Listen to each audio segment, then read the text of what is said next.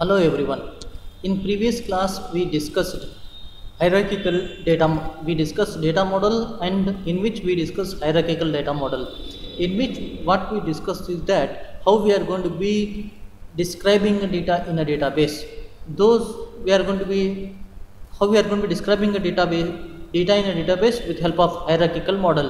Along with this, we also discussed advantages and disadvantages of hierarchical model. In today's class, we are going to be discussing network model. Network model, which is proposed by or presented by Conference on Data System Language in the year 1969. It is first proposed by or presented by Codesill in the year 1965. It is one of the powerful database model, and it is complicated also. In this network model, data is also represented by collection of record, and relationship among the data are represented by links. The links are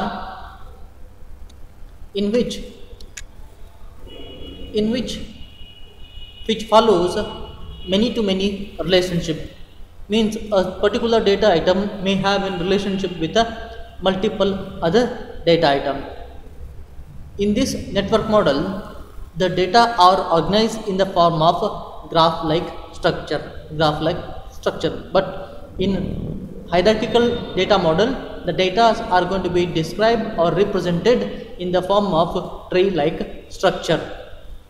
ನಾವು ಇವತ್ತು discuss ಮಾಡಾಕತ್ತಿದ್ದು network ಮಾಡಲ್. Previous class ಒಳಗೆ ನಾವು data ಮಾಡಲ್ ಅಂದ್ರೆ ಏನು ಮತ್ತು hierarchical ಮಾಡೆಲ್ನ discuss ಮಾಡಿದ್ವಿ.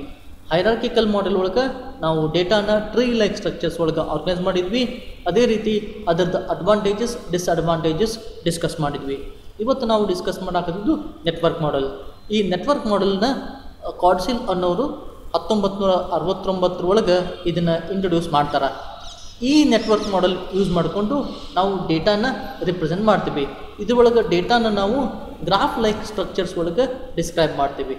Graph like structures ಒಳಗೆ ಇದ್ರೊಳಗೆ ನಾವು ಯಾವುದೇ ಡೇಟಾ ಐಟಮನ್ನು ರಿಪ್ರೆಸೆಂಟ್ ಮಾಡೋಕ್ಕೆ ಇಲ್ಲೂ ಕೂಡ ನಾವು ಲಿಂಕನ್ನು ಯೂಸ್ ಮಾಡ್ತೀವಿ. ಟ್ರೀಸ್ ಒಳಗೂ ನಾವು ಲಿಂಕನ್ನು ಯೂಸ್ ಮಾಡಿ ರಿಲೇಷನ್ಶಿಪ್ಪನ್ನು ಡಿಸ್ಕ್ರೈಬ್ ಮಾಡಿದ್ವಿ. ಅದೇ ರೀತಿ ನೆಟ್ವರ್ಕ್ ಮಾಡೆಲ್ದಾಗೂ ಕೂಡ ಯಾವುದೇ ಎರಡು ಡೇಟಾ ಐಟಮ್ ಅಥವಾ ಯಾವುದೇ ಎರಡು ಎಂಟಿಟಿ ನಡುಬರ್ಕ ರಿಲೇಷನ್ಶಿಪ್ ಡಿಸ್ಕ್ರೈಬ್ ಮಾಡ್ಬೇಕಂದ್ರೆ ಲಿಂಕನ್ನು ಯೂಸ್ ಮಾಡ್ತೀವಿ. Connecting path between two nodes is called as a link or a relationship which we are describing among two different entities. ಇನ್ನು ಈ ನೆಟ್ವರ್ಕ್ ಮಾಡೆಲ್ ಒಳಗೆ ನಾವು ಏನು ಡೇಟಾ ಆರ್ಗನೈಸ್ ಮಾಡ್ತೀವಿ, ಈ ಆರ್ಗನೈಸ್ ಮಾಡ್ತಕ್ಕಂಥ ಡೇಟಾ ಗ್ರಾಫ್ ಲೈಕ್ ಸ್ಟ್ರಕ್ಚರ್ಸ್ ಒಳಗಿರ್ತಾವೆ. ಅಂದ್ರೆ ರ್ಯಾಂಡಮ್ಲಿ ಆರ್ಗನೈಸ್ಡ್ ಆಗಿರ್ತಾವೆ. Each data item each other data item ಜೊತೆ ರಿಲೇಷನ್ಶಿಪ್ ಅಥವಾ ಕನೆಕ್ಷನ್ಸ್ ಎಸ್ಟಾಬ್ಲಿಷ್ಡ್ ಹೊಂದಿರ್ತಾವೆ. ಈ network model many to many ರಿಲೇಷನ್ಶಿಪ್ಪನ್ನು ಎಸ್ಟಾಬ್ಲಿಷ್ ಮಾಡುತ್ತೆ. ನಮ್ಗೆ hierarchical model one to many relationship establish ಮಾಡಿದ್ರೆ, ನಮಗೆ network model many to many ರಿಲೇಷನ್ಶಿಪ್ಪನ್ನು ಎಸ್ಟಾಬ್ಲಿಷ್ ಮಾಡುತ್ತೆ. ಅಂದ್ರೆ ಯಾವುದೇ ಒಂದು ಪರ್ಟಿಕ್ಯುಲರ್ ಡೇಟಾ ಐಟಮ್ ಮತ್ತು ಎಷ್ಟೋ ಪರ್ಟಿಕ್ಯುಲರ್ ಡೇಟಾ ಐಟಮ್ ಜೊತೆ ರಿಲೇಷನ್ಶಿಪ್ ಹೊಂದಿರೋಕೆ ಪಾಸಿಬಲ್ ಐತಿ. ಅದು ನೆಟ್ವರ್ಕ್ ಮಾಡೆಲ್ ಒಳಗೆ. ನಾವು you may say in which I am going to be organizing a certain data item in a graph like structure. Graph like structure means from this particular data item I may able to establish a connection between many other data items, and these many other data items are also having connection with many other data item. That is called as a graph like structure. The advantage of using network model is that in this network model, one parent node can have many child nodes. At the same time, a single child node may have many parent nodes. Means which is following in many to many relationship in so that in which there is a possibility that a single parent may have many child nodes, and many child nodes may have multiple parent nodes. That is an advantage. Means whatever the data items which we are placing in this model, among all these data items I can establish a relationship or a dialect relationship. That is an advantage. The disadvantage of this network model is a single broken link may leads to a problem. means if we unable to establish a relationship between any one of the node, which leads to an problem, because we unable to establish, if we improperly establish a relationship among two different entities, then we cannot describe relationship among those two particular data items. That is an disadvantage of network model. ನಾವು ಈಗ discuss ಮಾಡಕತ್ತಿದ್ದು advantage ಮತ್ತು disadvantage of network model. Advantage ಮತ್ತು disadvantage of network models ಏನದಪ್ಪ ಅಂದರೆ, network model ಒಳಗೆ ಯಾವುದೇ ಒಂದು particular data item ಅಥವಾ ನಾವು ಏನು ಪೇರೆಂಟ್ ನೋಡ್ ಅಂತ ಕರಿತೀವಿ, ಒಂದು ಪೇರೆಂಟ್ ನೋಡ್ ಮೆನಿ ಚೈಲ್ಡ್ ನೋಡ್ಸನ್ನು ಹೊಂದಿರ್ಬೋದು. ಅಂದರೆ ಒಂದು ಪೇರೆಂಟ್ ನೋಡ್ ಮೆನಿ ಚೈಲ್ಡ್ ನೋಡ್ಸನ್ನು ಹೊಂದಿರ್ಬೋದು. At the same time many child nodes many parents ನೋಡ್ಸನ್ನು ಹೊಂದಿರ್ಬೋದು. ಅಂದರೆ ನಾವು ಏನು ಚೈಲ್ಡ್ ನೋಡ್ಸ್ ಅಂತ ಏನು ಡಿಫೈನ್ ಮಾಡ್ತೀವಿ, ಈ child notes multiple other parent ಜೊತೆ ರಿಲೇಷನ್ಶಿಪ್ಪನ್ನು ಎಸ್ಟಾಬ್ಲಿಷ್ ಮಾಡ್ಬೋದು, ಮಾಡೋಕ್ಕೆ ಸಾಧ್ಯ ಐತಿ. ಅದು ಒಂದು ಅಡ್ವಾಂಟೇಜ್. ಇದರದ ಅಡ್ವಾಂಟೇಜ್ ಏನಂದ್ರೆ, ನಾವು ಎಷ್ಟು ಬೇಕಾದಷ್ಟು ಡೇಟಾ ಐಟಮ್ಸ್ ಹಾಕ್ತೀವಿ, ಆ ಎಲ್ಲ ಡೇಟಾ ಐಟಮ್ ನಡುವರೆಗೂ ನಾನು ಈಸಿಯಾಗಿ ರಿಲೇಷನ್ಶಿಪ್ಪನ್ನು ಡಿಸ್ಕ್ರೈಬ್ ಮಾಡ್ಬೋದು ಅಥವಾ ಎಸ್ಟಾಬ್ಲಿಷ್ ಮಾಡೋಕ್ಕೆ ಸಾಧ್ಯ ಐತಿ. ಅದು ಒಂದು ಅಡ್ವಾಂಟೇಜ್. ಇನ್ನು ಡಿಸ್ಅಡ್ವಾಂಟೇಜ್ ಏನಂತಂದ್ರೆ, ನಾನು ಏನು ಈ ನೆಟ್ವರ್ಕ್ ಮಾಡೆಲ್ ಒಳಗೆ ಲಿಂಕ್ ಎಸ್ಟಾಬ್ಲಿಷ್ ಮಾಡ್ತೀನಿ, ಈ ಲಿಂಕ್ ಎಲ್ಲ ಡೇಟಾ ಐಟಮ್ ಜೊತೆ ಎಲ್ಲ ಡೇಟಾ ಐಟಮ್ನು ಕನೆಕ್ಟೆಡ್ ಇರ್ತಾವೆ. ಅಕಸ್ಮಾತ್ ಯಾವುದೋ ಒಂದು ಪರ್ಟಿಕ್ಯುಲರ್ ಡೇಟಾ ಐಟಮ್ ನಡ್ಬರ್ಕ ನನಗೆ ಪ್ರಾಪರಾಗಿ ಲಿಂಕ್ ಎಸ್ಟಾಬ್ಲಿಷ್ ಮಾಡೋಕ್ಕೆ ಆಗಲಿಲ್ಲ ಅಂತಂದ್ರೆ, ಅದು ನನಗೆ ರಿಲೇಷನ್ಶಿಪ್ಪನ್ನು ಡಿಸ್ಕ್ರೈಬ್ ಮಾಡೋಕ್ಕಾಗೋದಿಲ್ಲ. ಅದು ನಮಗೆ ಪ್ರಾಬ್ಲಮ್ ಮಾಡ್ತೈತಿ. ಅದನ್ನು ನಾವು single broken link can lead to a problem in the database. Means we are unable to describe among relationship among different entities. That is a disadvantage of this network model. ಅಂದರೆ ನಾವು ಯಾವುದೋ ಎರಡು entity network relationship establish ಮಾಡೋಕ್ಕೆ ಆಗಲಿಲ್ಲ, link establish ಮಾಡಲಿಲ್ಲ ಅಂದ್ರೆ ಅದನ್ನು broken link ಅಂತ ಕರೀತಾರೆ. ಬ್ರೋಕನ್ ಲಿಂಕ್ ಅದು ನಮಗೆ ಪ್ರಾಬ್ಲಮ್ ಮಾಡುತ್ತೆ. ಅಂದ್ರೆ ರಿಲೇಷನ್ಶಿಪ್ ಡಿಸ್ಕ್ರೈಬ್ ಮಾಡೋಕ್ಕೆ ಆಗೋದಿಲ್ಲ. ಅದು ಡಿಸ್ಅಡ್ವಾಂಟೇಜ್. ಇದು ಪವರ್ಫುಲ್ಲು, ಈ ನೆಟ್ವರ್ಕ್ ಮಾಡೆಲ್ ಪವರ್ಫುಲ್ಲು ಹೌದು, ಕಾಂಪ್ಲಿಕೇಟೆಡ್ ಹೌದು. ಪವರ್ಫುಲ್ ಅಪ್ಪ ಅಂದ್ರೆ ನಾವು ಈಸಿಯಾಗಿ ಡೇಟಾನ ಪ್ಲೇಸ್ ಮಾಡ್ಬೋದು, ಅದರ ನಡ್ಬರ್ಕ ರಿಲೇಷನ್ಶಿಪ್ ಎಸ್ಟಾಬ್ಲಿಷ್ ಮಾಡ್ಬೋದು. ಮತ್ತು ಕಾಂಪ್ಲಿಕೇಟೆಡ್ ಎದಕ್ಕೆ ಅಂತಂದ್ರೆ, ನಾನು ಯಾವುದೇ ಒಂದು ಡೇಟಾ ಐಟಮ್ ನಡ್ಬರ್ಕ ಅಥವಾ ಯಾವುದೋ ಒಂದು ಡೇಟಾ ನಡ್ಬರ್ಕ ರಿಲೇಷನ್ಶಿಪ್ ಎಸ್ಟಾಬ್ಲಿಷ್ ಮಾಡೋಕ್ಕೆ ಆಗಲಿಲ್ಲ ಅಂದ್ರೆ, ಬ್ರೋಕನ್ ಲಿಂಕ್ ಎಸ್ಟಾಬ್ಲಿಷ್ಡ್ ಆತಂದ್ರೆ ನನಗೆ ರಿಲೇಷನ್ಶಿಪ್ ಡಿಸ್ಕ್ರೈಬ್ ಮಾಡೋಕ್ಕೆ ಆಗೋದಿಲ್ಲ. ಅದು disadvantage. It is all about network model. Next one is relation model. This relation model was developed by E.F. Codd in the year 1970. In this model, all data is maintained in the form of table. Generally, it is known as a relations. And this table or relation which consists of rows and columns. Each row is represented a record and each column represent a attribute or a field in a given relations. That is called as a relation model. You need to be observed, all these models are developed in a successive years after 1968. In 1968 we developed a hierarchical model, 1969 network model, in 1970 E.F. Codd developed this relational model. You need to remember these important characteristics when they developed and to whom developed by these different models. ನಾವು ಈಗ discuss ಮಾಡಕತ್ತಿದ್ದು relational model. ಈ relational ಮಾಡೆಲ್ನ 1970 E.F. Codd ಅನ್ನೋವ development ಮಾಡಿದ್ದಾರೆ. ಈ relational model ಒಳಗೆ ನಾವು ಏನು data organise ಮಾಡ್ತೀವಿ, ಈ ಎಲ್ಲವೂ ಡೇಟಾನು ನಾವು ಟೇಬಲ್ ಫಾರ್ಮ್ನಾಗ ಆರ್ಗನೈಸ್ ಮಾಡ್ತೀವಿ. ಟೇಬಲ್ನ ನಾವು ಕೆಲವೊಂದು ಟೈಮ್ ಒಳಗೆ ರಿಲೇಷನ್ಸು ಅಂತ ಕರಿತೀವಿ.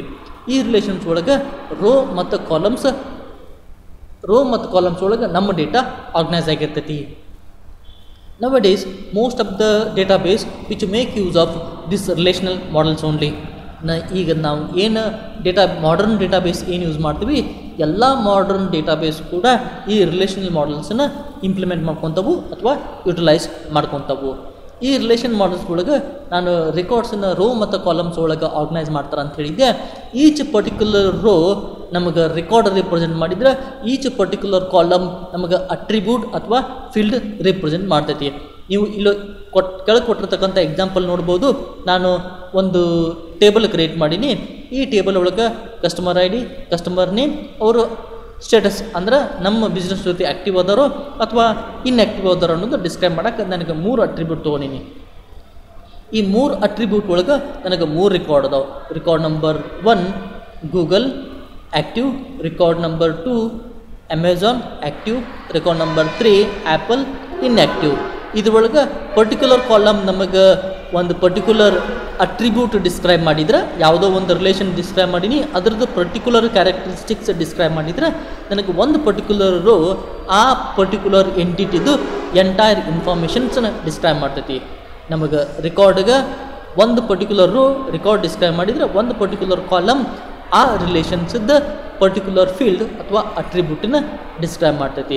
It is how we are gonna be organizing a data in a relational model. It is all about the database models. We discussed 3 different types of database models. Those are hierarchical model, network model and relational model. Next one is components of ER diagram. Components of ER diagram means entity relationship diagram. Entity relationship diagram means if you want to construct a database and describe a relations among those different data items using relational model, we require these ER diagram, which are nothing but simply diagrammatically representation of data in a database. If I want to describe how the particular data items are described and what are the relationship they are going to be having among them, these can be represented using this ER diagram or ER diagram notations. ನಾವು ಈಗ discuss ಮಾಡಾಕತ್ತಿದ್ದು components of ER diagram. Components of ER diagram ಅಂತಂದ್ರೆ ER ಅಂದ್ರೆ entity relationship diagram. Entity relationship diagram ನಾವನ್ನ ಎದಕ್ಕೆ use ಮಾಡ್ತೀವಿ ಅಂದ್ರೆ, ನಾವು ರಿಲೇಷನಲ್ ಮಾಡೆಲಿಂದ ನಾವು ಏನು ಡೇಟಾಬೇಸ್ ಡಿಸೈನ್ ಮಾಡ್ತೀವಿ ಅದ್ರೊಳಗೆ ನಾವು ಎಂಟಿಟಿ ಕ್ರಿಯೇಟ್ ಮಾಡ್ತಿರ್ತೀವಿ. ಈ ಎಂಟಿಟಿ ನಡಬರಕ್ಕೆ ಏನು ರಿಲೇಷನ್ಶಿಪ್ ಐತಿ ಅದನ್ನು ಡೈಗ್ರಾಮೆಟಿಕ್ಲಿ ರಿಪ್ರೆಸೆಂಟ್ ಮಾಡೋಕ್ಕೆ ಈ ER ಡೈಗ್ರಾಮನ್ನು ಯೂಸ್ ಮಾಡ್ತಾರೆ. These are nothing but diagrammatic representation of data in a database. You know, now diagrammatic ನಾವು ಹೆಂಗೆ ಫ್ಲೋ ಯಾವುದೋ ಒಂದು ಡೇಟಾ ಫ್ಲೋ ತೋರಿಸ್ಬೇಕಂದ್ರೆ ನಾವು ಫ್ಲೋ ಚಾರ್ಟ್ ಹೆಂಗೆ ಯೂಸ್ ಮಾಡ್ತೀವಿ, ಹಂಗೆ ನಮ್ಮ ಡೇಟಾಬೇಸ್ ಒಳಗೆ ಎಷ್ಟು ಎಂಟಿಟಿ ಇದಾವೆ ಅದರ ನಡುಬರ್ಕ ಏನು ರಿಲೇಷನ್ಶಿಪ್ ಐತಿ ಅನ್ನೋದನ್ನು ಡಿಸ್ಕ್ರೈಬ್ ಮಾಡೋಕೆ ಈ ER ಡೈಗ್ರಾಮನ್ನು ಯೂಸ್ ಮಾಡ್ತೀವಿ. ಈ ER ಡೈಗ್ರಾಮ್ ಕನ್ಸ್ಟ್ರಕ್ಟ್ ಮಾಡೋಕೆ ನಾವು basic components of ER diagram discuss ಮಾಡ್ಬೇಕು. ಅಂದ್ರೆ ಯಾವ್ಯಾವ ನೋಟೇಷನ್ ಯೂಸ್ ಮಾಡ್ತೀವಿ, ಆ ನೋಟೇಷನ್ದ ಪರ್ಪಸ್ ಏನು ಅನ್ನೋದನ್ನು ಡಿಸ್ಕಸ್ ಮಾಡೋಣ. First one is entity. An entity might be a real world object that can represent any place, person or anything. To represent this we are going to be using rectangle. ಅಂದ್ರೆ ನಮ್ಮ database ಒಳಗೆ ಯಾವುದಾದ್ರೂ ಒಂದು ಎಂಟಿಟಿಯನ್ನು represent ಮಾಡಬೇಕು. Entity ಅಂತಂದ್ರೆ ಯಾವುದೇ ಒಂದು real world object, ಅದು ಪ್ಲೇಸ್ ಆಗಲಿ ಪರ್ಸನ್ ಆಗಲಿ ಅಥವಾ ಯಾವುದೋ ಒಂದು ವಸ್ತುವನ್ನು ರಿಪ್ರೆಸೆಂಟ್ ಮಾಡ್ತಿತ್ತಪ್ಪ ಅಂತಂದ್ರೆ ಅದನ್ನು ನಾವು ಎಂಟಿಟಿ ಅಂತ ಕರಿತೀವಿ.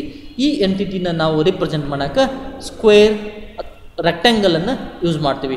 ರೆಕ್ಟ್ಯಾಂಗಲ್ನಿಂದ ಯಾವುದೋ ಒಂದು ಪರ್ಟಿಕ್ಯುಲರ್ ಎಂಟಿಟಿನ ರಿಪ್ರೆಸೆಂಟ್ ಮಾಡ್ತೀವಿ. ಫಾರ್ ಎಕ್ಸಾಂಪಲ್, ನಾವು ಸ್ಟೂಡೆಂಟ್ ಅಥವಾ ಕಾಲೇಜ್ ಡೇಟಾಬೇಸ್ ತೊಗೊಂಡಿವಪ್ಪ ಅಂದರೆ ಕಾಲೇಜ್ನಾಗ ಸ್ಟೂಡೆಂಟ್ ಅನ್ನೋದು ಒಂದು ಎಂಟಿಟಿ, ಲೈಬ್ರರಿ ಒಂದು ಎಂಟಿಟಿ, ಟೀಚಿಂಗ್ ಸ್ಟಾಫ್ ಒಂದು ಎಂಟಿಟಿ, ಪರ್ಟಿಕ್ಯುಲರ್ ಡಿಪಾರ್ಟ್ಮೆಂಟ್ ಒಂದು ಎಂಟಿಟಿ, ಇವನ್ನ ರಿಪ್ರೆಸೆಂಟ್ ಮಾಡೋಕ್ಕೆ ನಾವು ರೆಕ್ಟ್ಯಾಂಗಲ್ನ ಯೂಸ್ ಮಾಡ್ತೀವಿ. Next one is weak entity. Weak entity is an entity which is dependent on another entity, is called as an weak entity. To represent this weak entity, we are going to be using a double line rectangle. We are going to be using, to denote weak entity, we are going to be using double lined rectangle to represent a weak entity.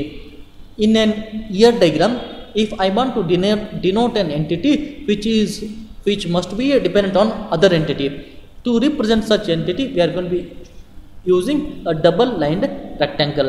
Weak entity ಅಂದ್ರೆ ಅದೊಂದು entity, ಯಾವ entity ಇನ್ನೊಂದು entity ಮೇಲೆ dependent ಆಗಿತ್ತಂದ್ರೆ ಅಂಥ ಎಂಟಿಟಿನ ನಾವು weak entity ಅಂತ ಕರಿತೀವಿ. ಈ ವೀಕ್ ಎಂಟಿಟಿನ ಡಿನೋಟ್ ಮಾಡೋಕ್ಕೆ ಡಬಲ್ ಲೈನ್ ಇದ್ದಿದ್ದು ರೆಕ್ಟ್ಯಾಂಗಲ್ನ ಯೂಸ್ ಮಾಡ್ತೀವಿ. ಡಬಲ್ ಲೈನ್ ರೆಕ್ಟ್ಯಾಂಗಲ್ನ ಇಲ್ಲೇ ಒಂದು ಎಕ್ಸಾಂಪಲ್ ಕೊಟ್ಟಿನಿ ನಾನು. Customer borrows loan. I am having two different entities, customer and loan, where a loan is a weak entity. Where loan is a weak entity because this loan is dependent on a customer.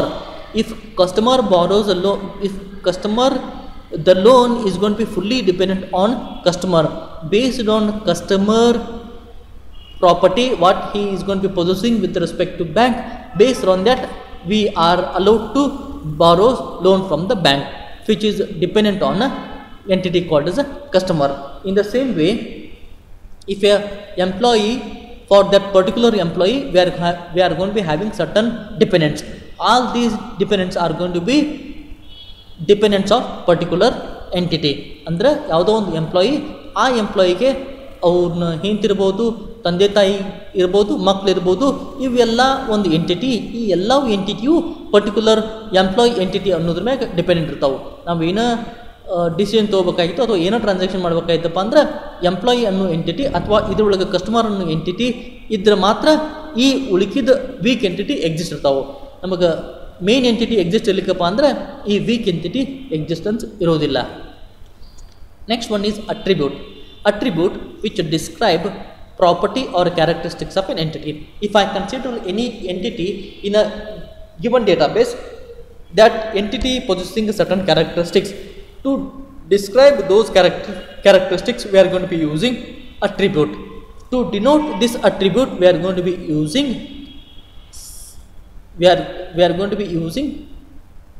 with a symbol eclipse or a oval shape. ನಾವು ಈಗ discuss ಮಾಡಾಕತ್ತಿದ್ದು attribute. Attribute ಅಂತಂದ್ರೆ ಯಾವುದೋ ಒಂದು ಎಂಟಿಟಿದ characteristics describe ಮಾಡೋಕ್ಕೆ ನಾವು describe ಮಾಡೋದಕ್ಕೆ attribute ಅಂತ ಕರಿತೀವಿ. ಈ ಅಟ್ರಿಬ್ಯೂಟನ್ನು ನಾವು ಎಕ್ಲಿಪ್ಸ್ ಅಥವಾ ಓವಲ್ ಶೇಪ್ಲಿಂದ ಡಿಸ್ಕ್ರೈಬ್ ಮಾಡ್ತೀವಿ. ಯಾವುದೋ ಒಂದು ಎಂಟಿಟಿ, ಆ ಎಂಟಿಟಿದ ಪ್ರಾಪರ್ಟಿನ ಡಿಸ್ಕ್ರೈಬ್ ಮಾಡೋಕ್ಕೆ ಎಕ್ಲಿಪ್ಸ್ ಶೇಪ್ ಅಥವಾ ಓವಲ್ ಶೇಪ್ಲಿಂದ ಡಿನೋಟ್ ಮಾಡ್ತೀವಿ. ಫಾರ್ ಎಕ್ಸಾಂಪಲ್, ಇಲ್ಲಿ ನಾವು ಕೊಟ್ಟಂಥ ಎಂಪ್ಲಾಯಿ ಅನ್ನೋ ಎಂಟಿಟಿಗೆ ನಾನು 3 ಕ್ಯಾರೆಕ್ಟರಿಸ್ಟಿಕ್ಸನ್ನು ಡಿಸ್ಕ್ರೈಬ್ ಮಾಡಾಕತ್ತೀನಿ. ಒಂದು ಎಂಪ್ಲಾಯಿ ನೇಮ್, ಇನ್ನೊಂದು ಎಂಪ್ಲಾಯಿ ಏಜ್, ಇನ್ನೊಂದು employee skills. These are where skills of an employee are a weak entity. ಅಂದ್ರೆ ಈ ಎಲ್ಲವೂ ಎಂಪ್ಲಾಯಿಗೂ ನನಗೆ ಪರ್ಟಿಕ್ಯುಲರ್ ಸ್ಕಿಲ್ಸ್ ನಾನು ಹಾಕ್ಬೋದು, ಹಾಕದೇ ಇರ್ಬೋದು. ನಾನು ಎಂಪ್ಲಾಯಿ ಮ್ಯಾಗ ಈ ಸ್ಕಿಲ್ಸ್ ಡಿಪೆಂಡೆಂಟ್ ಆಗುತ್ತೆ. ಅಂದರೆ ಎಲ್ಲವಕ್ಕೂ ಪರ್ಟಿಕ್ಯುಲರ್ ಸ್ಕಿಲ್ಸ್ ನಾನು ತೋರ್ಸಕ್ಕೆ ಬರೋದಿಲ್ಲ. ಡಿಪೆಂಡಿಂಗ್ ಆನ್ ಎಂಪ್ಲಾಯಿ ಸರ್ಟನ್ ಸ್ಕಿಲ್ಸ್ನ ನಾನು ಎಕ್ಸಿಬಿಟ್ ಮಾಡ್ಬೋದು. It is all about attributes. Next one is key attribute. If I define a certain attribute, if I'm going to be having any one particular entity, for that any one particular entity which is possessing certain important key features, to denote that key features we are going to be using this key attribute. Key attribute represent the main characteristics of an entity. To denote this key attribute, we are going to be denoting with eclipse with underlying lines to represent a key attribute. Key attribute ಅಂದರೆ ನಾನು ಯಾವುದಾದ್ರೂ ಒಂದು ಎಂಟಿಟಿನ consider ಮಾಡಿದ್ದೆ, ಆ entity ಒಂದು main ಫೀಚರ್ಸನ್ನು exhibit ಮಾಡ್ತಿತ್ತು. ಆ main ಫೀಚರ್ಸನ್ನು ನಾನು ಡಿನೋಟ್ ಮಾಡೋಕ್ಕೆ ಈ ಕೀ ಅಟ್ರಿಬ್ಯೂಟನ್ನ ಯೂಸ್ ಮಾಡ್ತೀವಿ. ಅಂದ್ರೆ ಈ ಕೀ ಅಟ್ರಿಬ್ಯೂಟ್ಲಿಂದ ನಾವು ಪರ್ಟಿಕ್ಯುಲರ್ ಎಂಟಿಟಿನ ಈಸಿಯಾಗಿ ಐಡೆಂಟಿಫೈ ಮಾಡ್ಬೋದು. ಅಂಥ ಎಂಟಿಟಿನ ನಾವು ಡಿನೋಟ್ ಮಾಡೋಕ್ಕೆ ಎಕ್ಲಿಪ್ಸ್ ಅಥವಾ ಓಲ್ ಶೇಪ್ ವಿತ್ ಅನ್ ಅಂಡರ್ಲೈನ್. ಅಂದರೆ ನಾನು ಎಂಟಿಟಿನ ಕೀ ಅಟ್ರಿಬ್ಯೂಟನ್ನು ರಿಪ್ರೆಸೆಂಟ್ ಮಾಡಾಕತ್ತೀನಿ. ಇದಕ್ಕೆ ಕೀ ಅಟ್ರಿಬ್ಯೂಟ್ ಅಂತ ಐಡೆಂಟಿಫೈ ಮಾಡ್ಬೇಕಂದ್ರೆ ಅದಕ್ಕೆ ಕಂಪಲ್ಸರಿ ಅಂಡರ್ಲೈನ್ ಮಾಡಿರಬೇಕು. ಅಂಡರ್ಲೈನ್ ಮಾಡಿದ್ದಪ್ಪ ಅಂದ್ರೆ ಆ ಪರ್ಟಿಕ್ಯುಲರ್ ಅಟ್ರಿಬ್ಯೂಟನ್ನ ಕೀ ಅಟ್ರಿಬ್ಯೂಟಾಗಿ ಕನ್ಸಿಡರ್ ಮಾಡ್ತೀವಿ. It is all about some of the important components of ER diagram. In next class we will going to be discuss relationship and types of relationship.